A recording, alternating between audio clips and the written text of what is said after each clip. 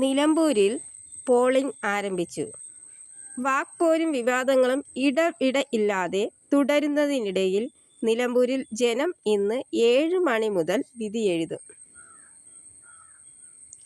തദ്ദേശ നിയമസഭാ തിരഞ്ഞെടുപ്പുകളുടെ സെമി ഫൈനലായി കണക്കാക്കിയതാണ് രാഷ്ട്രീയ പാർട്ടികൾ നിലമ്പൂരിൽ കളം നിറഞ്ഞത്. ആവേശം മുട്ടിയ പ്രചരണ യുദ്ധത്തിന് വിരാമം.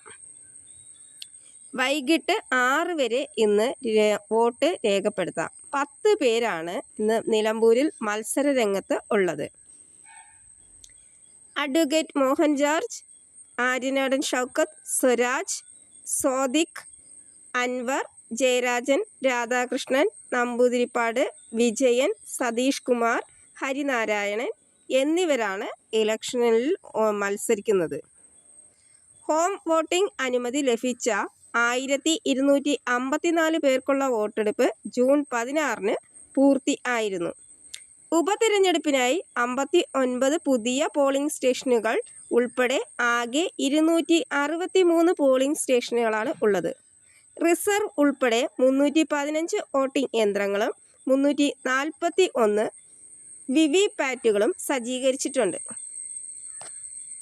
ഇതാണ് നിലമ്പൂരിലെ രാവിലെയുള്ള വാർത്തകൾ.